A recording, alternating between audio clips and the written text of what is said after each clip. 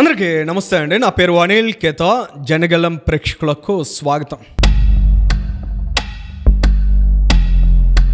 ఏ నాయకుడికైనా ప్రజా తీర్పును గౌరవించడం, ప్రజా తీర్పుకు శిరసావహించడం అనేది అతి ముఖ్యమైనటువంటి లక్షణం, గుణంగా ఉండాలి. దురదృష్టం ఏంటంటే జగన్మోహన్ రెడ్డికి అటువంటి మంచి లక్షణాలు, అటువంటి సహృద్భావమైన గుణాలు లేకపోవడం. జగన్మోహన్ రెడ్డి గారి నేచర్ ఏంటనేది ప్రత్యేకంగా ప్రస్తావించి చెప్పాల్సిన అవసరం లేదు. అయితే జూన్ 4 ఈ 4 మాత్రం జగన్మోహన్ రెడ్డి గారి జీవితంలో చాలా ప్రత్యేకమైనటువంటి రోజు. ఎందుకంటే అదేదో సినిమాలో, పోకిరి సినిమాలో మహేష్ బాబు గారు చెప్పినట్లు ఎవడు కొడితే దిమ్మ తిరిగి మైండ్ బ్లాంక్ అయిపోద్దాం అన్నట్లు జగన్మోహన్ రెడ్డి గారిని ఆంధ్రప్రదేశ్ రాష్ట్ర ప్రజలు ఓటుతో కొడితే ఏడాదైనా కూడా ఆయన మైండ్ బ్లాంక్ అయిపోయి ఉన్నటువంటి సిచ్యువేషన్. ఆంధ్రప్రదేశ్ రాష్ట్ర ప్రజలు కొట్టిన దెబ్బ నుంచి నేటికి తేరుకోలేకపోతున్నాడు ఆయన. ఆంధ్రప్రదేశ్ రాష్ట్ర ప్రజానీకం ఇచ్చిన తీర్పు దాటిని ఇవాళకి తట్టుకోలేకపోతున్నాడు ఆయన. ఇవాళకి కూడా ఆయన సైకాలజీని అబ్జర్వ్ చేసినట్లయితే ఆంధ్రప్రదేశ్ రాష్ట్ర ప్రజల మీద పగబట్టేశాడు జగన్మోహన్ రెడ్డి. నాకు ఓటైనటువంటి ఈ రాష్ట్ర ప్రజలు నాశనం అయిపోవాలనేటువంటి స్థాయిలో ఆయన కళ్ళగంటూ ఉన్నాడు. ఆయన తపస్సు చేస్తున్నాడు. నిజంగా జగన్మోహన్ రెడ్డిగా అవకాశం చిక్కినట్లయితే ఆంధ్రప్రదేశ్ రాష్ట్రం అంతా తగలడిపోతే అబ్బాబ్బాబ్బాబ్బా ఎంత ప్రశాంతంగా ఉందని బెంగళూరు ప్యాలెస్లో రిలాక్స్ అయ్యేటువంటి మూడ్లో కూడా కనిపిస్తున్నాడు ఆయన. అందులో భాగంగానే గడిచిన ఏడాది కాలంలో ఆంధ్రప్రదేశ్ రాష్ట్రాన్ని విధ్వంసపరచడానికి జగన్మోహన్ రెడ్డి చేయని ప్రయత్నమే లేదని చెప్పాలి. ప్రతి ఒక్కరూ కూడా చూసి ఆయన అలాంటి శాంతి భద్రతలకు విఘాతం కలిగించేటువంటి చర్యలు చేపడుతున్నాడు. గంజాయి బ్యాచ్లని, బ్లేడ్ మూటాలని రోడ్ల మీద విచ్చలవిడిగా విడిచిపెట్టాలి, అవసరమైతే ఈపులు గొంతులు అన్నీ చీరేయాలి, ఎక్కడన్నా అవకాశాలు చిక్కితే రేపిస్టులను కూడా తయారు చేయాలి, వాళ్ళందరూ కూడా ఆంధ్రప్రదేశ్ రాష్ట్రాన్ని శాంతం నాశనం చేయాలనేటువంటి దశలో జగన్మోహన్ రెడ్డి గారు పాపం ఆంధ్రప్రదేశ్ రాష్ట్రం మీద విషం కక్కాలని తాపత్రయపడుతూ ఉంటే గడిచిన ఏడాది కాలంగా ఒక పసిబిడ్డను కాపాడుకున్నట్లు కూటమి ప్రభుత్వం ఆంధ్రప్రదేశ్ రాష్ట్రాన్ని కాపాడుకునే ప్రయత్నం చేస్తుంది. జగన్మోహన్ రెడ్డి గారు ఇవాళ వెన్నుపోటు దినమన్నారు. వెన్నుపోటు ఎవరికి పొడిచారు? ఆంధ్రప్రదేశ్ రాష్ట్ర ప్రజలు ఆయనకి ఏదో వెన్నుపోటు పొడిచేశారనేటువంటి భ్రమలో, భ్రాంతిలో జగన్మోహన్ రెడ్డి ఉన్నాడు. మద్యపానాన్ని నిషేధం చేస్తానని ఏపీ ప్రజలకు వెన్నుపోటు పొడిచి అధికారంలోకి వచ్చింది ఎవరు? ఆంధ్రప్రదేశ్ రాష్ట్రంలో నవరత్నాల హామీలను నెరవేరుస్తానని ఈ రాష్ట్రాన్ని అప్పుల ఊబిలోకి నెట్టేసిన వెన్నుపోటుదారుడు ఎవరు? ఆంధ్రప్రదేశ్ రాష్ట్ర ముఖ్యమంత్రి అయితే బాబాయ్ గొడ్డలు వేటు కేసు తేలుస్తానని తన కుటుంబ సభ్యులకు వెన్నుపోటు పొడిచింది ఎవరు? తన తల్లిని, చెల్లిని ఆస్తిలో వాటాలు ఇస్తానని చెప్పి వాటిని ముఖ్యమంత్రి అయిన తర్వాత అంటే ప్రజలు ఓట్లేసి కట్టబెట్టినటువంటి పీఠాన్ని అడ్డు పెట్టుకుని తన కుటుంబ సభ్యుల మీదే పెత్తనం చేసి వాళ్ళను రోడ్డు మీదకి నెట్టేసినటువంటి దుర్మార్గమైన వెన్నుపోటుదారుడు ఎవరు? జగన్మోహన్ రెడ్డి గారు ఖచ్చితంగా ఇవన్నీ రివ్యూ చేసుకోవాల్సినటువంటి అవసరం ఉంది. ఇవాళ ఆంధ్రప్రదేశ్ రాష్ట్ర ప్రజల నుంచి తన సొంత కుటుంబ సభ్యుల వరకు ప్రతి ఒక్కరిని, ఏ ఒక్కరిని విడిచిపెట్టకుండా వెన్నుపోటు పొడిచినటువంటి వ్యక్తి జగన్మోహన్ రెడ్డి.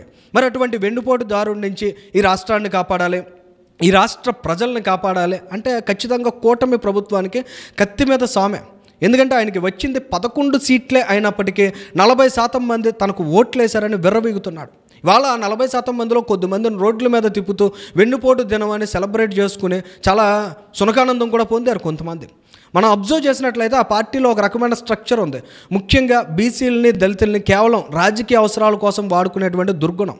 ఇవాళ బొత్స సత్యనారాయణ గారికి ఆరోగ్యం బాగోకపోయినప్పటికీ ఆయన బలవంతం చేసి ఆయన రోడ్డు మీదకి రప్పించినటువంటి దుర్మార్గమైన వ్యక్తి ఎవరనేది ఖచ్చితంగా బలహీన వర్గాలకు సంబంధించిన ప్రజానీకం అంతా కూడా ఆలోచించాలి. ఉత్తరాంధ్ర ప్రజానీకం అంతా ఆలోచించాలి. ఇవాళ బొత్స సత్యనారాయణ గారికి ఏదైనా జరిగి ఉంటే దానికి జగన్మోహన్ రెడ్డి బాధ్యత తీసుకునేవాడా? అవసరమైతే దాన్ని కూడా చంద్రబాబు నాయుడు గారి మీద నెట్టేసి రాజకీయం చేసేవాడు జగన్మోహన్ రెడ్డి. ఇలాంటి దుర్గుణాలన్నీ కలిగినటువంటి వ్యక్తి జగన్మోహన్ రెడ్డి. మనం చూస్తే ఆ నగరంలో చెవిలో పువ్వులు ఎట్టుకుని రోజా తిరిగింది. రోజా లాంటి వ్యక్తిని చీకొట్టిన తర్వాత కూడా, నగరి ప్రజలు ఛేదరించుకున్న తర్వాత కూడా ఇంకా ఈ జబర్దస్త్ వేషాలు వేస్తూ రోజా వెర్రవీగుతున్నటువంటి తీరు చూస్తే నిజంగా యావత్ ఆంధ్రప్రదేశ్ రాష్ట్ర మహిళా సమాజం అంతా కూడా అసహ్యించుకుంటున్నటువంటి సందర్భం. ఇలాంటి సిచ్యువేషన్స్ మధ్య వాళ్ళు వెన్నుపోటు దినం జరుపుకున్నారు. అసలు వెన్నుపోటు దినం జరుపుకోవాల్సినటువంటి అవసరం ఏంటి? నిజంగా కూటమి ప్రభుత్వం వచ్చిన తర్వాత గడిచిన ఏడాది కాలంలో ఏమి చేయలేదా? పదే సూపర్ సిక్స్ అంటున్నారు కదా. అసలు ఆ సూపర్ 6కి సంబంధించినటువంటి అంశాలను ప్రస్తావించే ప్రయత్నం చేసిన 20 లక్షల ఉద్యోగాలు అన్నారు. అదొక దీర్ఘకాల ప్రణాళిక, 5 ఏళ్ల కాలంలో ఫుల్ఫిల్ చేయాల్సినటువంటి ప్రణాళిక. అందులో భాగంగా తొలి ఏడాది ఎన్ని లక్షల కోట్లకు సంబంధించినటువంటి, ఎన్ని లక్షల కోట్ల రూపాయలకు సంబంధించినటువంటి పెట్టుబడుల మీద ఒప్పందాలు జరిగాయి. గ్రౌండ్ లెవెల్లో కూడా రియాలిటీలోకి వస్తున్నటువంటి ఇండస్ట్రీస్ చూస్తున్నాం. ఇవన్నీ ఖచ్చితంగా రానున్న రోజుల్లో ఫ్రూట్స్ని ఇచ్చేటువంటి సిచ్యువేషన్ ఉంటుంది. ఇక రెండో అంశం చూసినట్లయితే మహిళలకు ఉచిత బస్సు రవాణా రవాణా కూడా ఇవ్వలేకపోతున్నారు చంద్రబాబు నాయుడు అని జగన్మోహన్ రెడ్డి గారు అన్నారు. ఇది ఒక ప్రజా రవాణాకి సంబంధించినటువంటి విషయం. ప్రైవేట్ ప్లేయర్స్ కూడా చాలామంది ప్రజా రవాణాలో ఉన్నారంటే ఆటో డ్రైవర్స్ కావచ్చు, ఇలాంటి వాళ్ళు అందరూ డిపెండ్ అయ్యి ఉంటారు. సోషల్గా ఉన్నటువంటి సిచ్యువేషన్ని స్టడీ చేయాలి, దాన్ని అధ్యయనం చేయాలి, ఎవరి మీద ఎలాంటి భారం పడుతుంది, ఎవరు ఎలాంటి ఇబ్బందులు ఎదుర్కొనేటువంటి అవకాశం ఉంటుంది, వీటన్నిటిని పూర్తి స్థాయిలో స్టడీ చేసిన తర్వాత ప్రభుత్వం తీసుకోవాల్సినటువంటి నిర్ణయం. చాలా సున్నితమైనటువంటి అంశం. ఏదైనా తేడా జరిగినట్లయితే చాలా నష్టం కూడా దీని ద్వారా జరిగేటువంటి ప్రమాదం ఉంటుంది. సో వీటన్నిటిని బ్యాలెన్స్ చేయాలి కదా. అందులో భాగంగానే కాస్త సమయం తీసుకుని దీన్ని ఇంప్లిమెంట్ చేసే దిశగా రాష్ట్ర ప్రభుత్వం అడుగులు వేస్తుంది. ఇక అన్నదాత సుఖీభవ, తల్లికి వందనం, ఈ 2 కార్యక్రమాలకు సంబంధించి ఈ నెల 12వ తేదీ నుంచి అమలు చేయడానికి ఇప్పటికే ప్రణాళికాబద్ధంగా ముందుకు వెళ్తున్నారు. వృద్ధాప్య పెన్షన్ల విషయాన్ని చూసినట్లయితే అధికారంలోకి వచ్చిన తర్వాత 7,000 రూపాయలు ఇమీడియట్గా జూలై 1వ తేదీన 7,000 రూపాయలు చంద్రబాబు నాయుడు గారు నేరుగా ఇళ్లకు వెళ్ళి అందించినటువంటి సందర్భాన్ని చూసాం. అంటే ఆ 3,000 రూపాయలు ఏడాది కాలంలో ఇచ్చినటువంటి 12,000 రూపాయలు, అంటే అదనంగా 1,000 రూపాయలు అదనంగా కూటమి ప్రభుత్వం ఇచ్చినటువంటి దాన్ని లెక్క పెట్టినట్లయితే 15,000 రూపాయలు ఒక్కో కుటుంబానికి ప్రభుత్వం అందించగలిగింది. అంటే 60 లక్షల మంది వృద్ధాప్య పెన్షన్లు తీసుకుంటున్నారు. అంటే 60 లక్షల కుటుంబాలకి ఏడాది కాలంలో 15,000 రూపాయలు వృద్ధాప్య పెన్షన్ల నుంచి వచ్చేటువంటి 3,000 కాకుండా అదనంగా ఇచ్చినట్లు కదా. మరి రకమైనటువంటి ప్రయత్నాలన్నీ కూటమి ప్రభుత్వం కాకపోతే జగన్మోహన్ రెడ్డి చేస్తున్నాడా? 4,000 రూపాయలు పెన్షన్ అమలు చేస్తున్నారు కదా, దానికోసం 2,720 కోట్ల రూపాయలు ప్రతి నెల ఖర్చు చేస్తున్నారు. మొత్తంగా ఏడాది కాలంలో 34,000 కోట్ల రూపాయలు ఖర్చు చేస్తున్నారండి. ఇది డైరెక్ట్గా పెన్షన్ల రూపంలో సమాజానికి జరుగుతున్నటువంటి సంక్షేమానికి జరుగుతున్నటువంటి మేలు. ఇక చాలామంది డెవలప్మెంట్ అనేది జగన్మోహన్ రెడ్డి గారు ప్రభుత్వ హయాంలో చాలా అసంతృప్తి, ముఖ్యంగా రోడ్స్ విషయాన్ని చూస్తే చాలా భయంకరమైనటువంటి సిచ్యువేషన్ ఆ రోజుల్లో ఫేస్ చేశారు.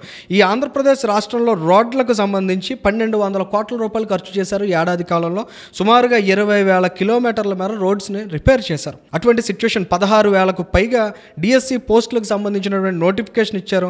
మొదటి సంతకం కూడా దాని మీద పెట్టారు ఆ రోజుల్లో. ఇక దీపం 2 కింద 3 సిలిండర్లు ఉచితంగా అందిస్తున్నారు. మరి అది సూపర్ 6 పథకం కాదా? ఇక మత్స్యకారులను ఆ రోజుల్లో జగన్మోహన్ రెడ్డి ఉపాధి దెబ్బతీసే 217 జీవోని తీసుకువస్తే మత్స్యకారుల సేవలో పథకం ద్వారా 20,000 రూపాయల ఆర్థిక సాయం అందిస్తున్నారు. ఇవాళ కూటమి ప్రభుత్వం నుంచి 250 కోట్ల రూపాయలు ఇప్పటికే అందజేసినటువంటి సిచ్యువేషన్. ఇవన్నీ కూడా ఆన్ రికార్డ్ జరిగినటువంటి అంశాలు. ఇటు ఆంధ్రప్రదేశ్ రాష్ట్రానికి జగన్మోహన్ రెడ్డి ఏ స్థాయిలో నష్టం చేశారనే విషయాన్ని మనం గమనించడానికి అనేక ఉదాహరణలు పుంకాలుగా చెప్పుకునేటువంటి పరిస్థితులు ఉన్నప్పటికీ ఇటువంటి సందర్భంలో జగన్మోహన్ రెడ్డి లాంటి దుర్మార్గమైన స్వభావం కలిగినటువంటి నాయకులు చేపట్టే ఈ వెన్నుపోటు దీక్షలు వంటి లేదా వెన్నుపోటు దినాలకు ఏ పార్టీ ప్రాధాన్యత ఉండదనే విషయాన్ని ఇప్పటికే ఆంధ్రప్రదేశ్ రాష్ట్ర ప్రజానీకం చాలా సుస్పష్టంగా అర్థమయ్యే విధంగా చెప్పారు. ఇక్కడ జగన్మోహన్ రెడ్డి గారు ఆంధ్రప్రదేశ్ రాష్ట్ర ప్రజానీకం కూడా అర్థం చేసుకున్నటువంటి అంశం ఏంటంటే జగన్ రెడ్డి గారికి ఓటేసిన 40% మందిలో ఉండే అసంతృప్తి ప్రభుత్వ వ్యతిరేకత, ప్రజా వ్యతిరేకత కాదు. జగన్ రెడ్డి గారు ఆంధ్రప్రదేశ్ రాష్ట్రంలో కూటమికి ఓటు వేసినటువంటి ప్రజలు ఎవరైతే ఉన్నారో వాళ్ళు రోడ్డు మీదకు వస్తే అది ప్రభుత్వ వ్యతిరేకత అవుతుంది తప్ప మీకు మీ ఫ్యాన్ గుర్తుకి ఓటేసినటువంటి బ్యాచ్ ఎవరైతే ఉన్నారో వాళ్ళ రోడ్ల మీద అంటెట్టుకుని తిరగడం ద్వారా అది ప్రభుత్వ వ్యతిరేకత అవదనే విషయాన్ని కనీస ఇంగితాన్ని మీరు గమనించాల్సినటువంటి అవసరం అయితే ఉంది. Thank you.